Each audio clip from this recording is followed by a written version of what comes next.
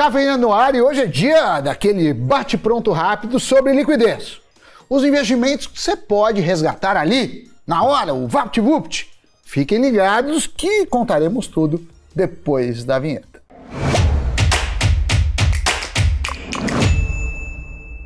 Salve pessoal, Sammy Boy! Olha, tem muita gente que faz uma aplicação na melhor das intenções, porém não se liga sobre um detalhe que faz toda a diferença, a liquidez desse investimento. E liquidez tem tudo a ver com a negociação dele, se dá para ser feita todos os dias no mercado secundário ou não. Tipo, se der um BO e você precisar resgatar o valor, isso pode ser feito com agilidade? Você consegue recuperar seu investimento rapidamente? O que mostra que não é só de retorno que se vive nos investimentos, mas também de liquidez.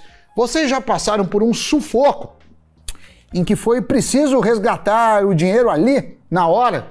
Agora pensa quando isso não acontece. Tipo, você pede o resgate e descobre que seu recurso ficará travado até um determinado vencimento. Para isso não acontecer, é necessário saber quais são as opções que oferecem liquidez diária. Ou seja, você pede o resgate e o dinheiro cai na sua conta. Simples assim. A questão, que nem todos sabem, é que quando um investimento pode ser resgatado assim, do dia para a noite, ele geralmente oferece um retorno menor do que aquele que tem uma data de vencimento no futuro. É o preço que se paga por querer ter seu dinheiro na mão fácil, rápido. Mas pensando naquele investimento de menor risco e com o máximo de liquidez, nós vamos ver quais são os ativos que podem ser resgatados quando você quiser. Começando pelo bom e velho Tesouro Direto. Esses papéis são emitidos pelo governo federal, na verdade pelo Tesouro Nacional, e podem ser atrelados à taxa de juros, à inflação ou até um rendimento pré-fixado. E tem também os híbridos, que combinam a inflação com uma parte pré. Estou falando do Tesouro Selic, do Tesouro Pré-fixado e do Tesouro IPCA+. São títulos de renda fixa que oferecem um menor risco dentro do mercado brasileiro, uma vez que estamos emprestando dinheiro para o governo brasileiro. No entanto, apesar de todos terem liquidez diária, isso não significa que são os mais indicados para o que chamamos de reserva de emergência, principalmente o pré-fixado e o IPCA+. O Selic até que funciona bem. O título que acompanha a Selic é o mais indicado para quem precisa ter o seu capital investido à disposição. Significa que a liquidez dele é maior que a do pré-fixado? Não! Mas o ponto é outro. Por mais que o tesouro pré-fixado também possa ser vendido quando você bem entender, você só recebe a taxa acordada no momento da aplicação se levar o investimento até o fim, até a data de vencimento. Caso contrário, você pode sofrer a chamada marcação a mercado, que é quanto o seu título vale naquele dia. Algo que no pré-fixado muda diariamente. Em outras palavras, você pode vender e resgatar o investimento, mas pode até ser que o valor resgatado seja menor do que aquele que você investiu, que o título valha menos naquele momento do resgate do que quando você o comprou. Pelo quê? Pelo efeito da curva de juros e da marcação a mercado decorrente dela. Esse mecanismo atualiza os preços das aplicações diariamente, de acordo com as condições de mercado. Então, os preços dos títulos acabam flutuando e os pré-fixados e híbridos são os mais afetados, causando, vez ou outra, prejuízos. Então, para quem não quer enfrentar esse tipo de problema, o Tesouro Selic é o mais indicado. Ele oscila muito pouco, ele tem uma rentabilidade diária, gerando ganhos constantes conforme o desempenho da taxa Selic. Por esse motivo, é o mais adequado quando você quer usar uma reserva e quer evitar oscilações, inclusive perdas, né? Então, Doni, para quem quer ter um resgate antecipado, é uma boa pedida. Tem ainda o Tesouro IPCA ou Tesouro IPCA+.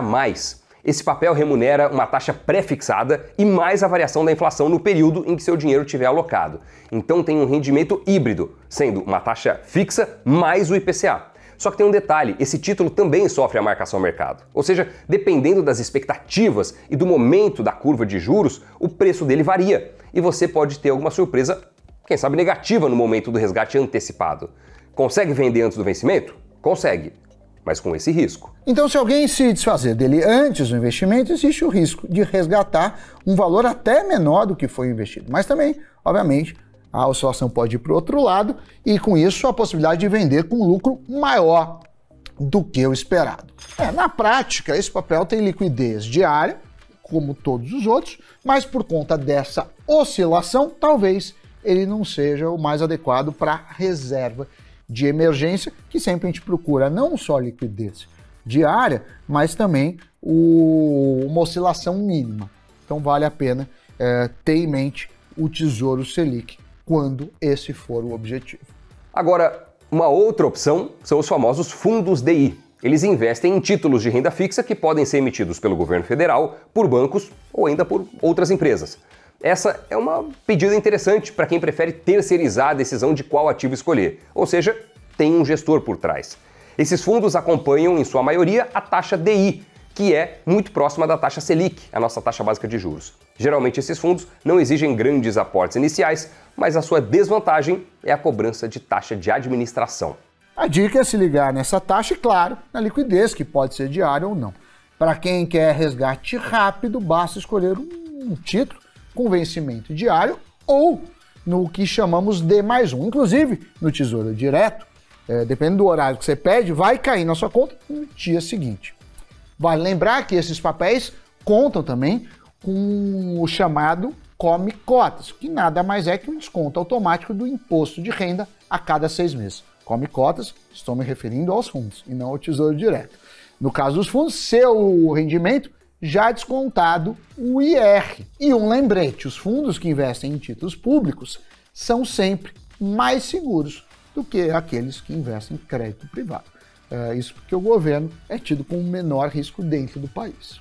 Já outra opção são os CDBs, os Certificados de Depósito Bancário. Esses ativos são emitidos por bancos para financiar algumas linhas de crédito de instituições. Esses são também papéis de renda fixa e que têm opções de serem resgatados no mesmo dia ou em uma data pré-determinada. Esses últimos são geralmente os que remuneram melhor. Só que caso você queira vender esse papel antes do vencimento, você pode perder dinheiro, além do fato de que, dependendo do emissor e do CDB, você pode nem ter essa possibilidade de negociação antecipada.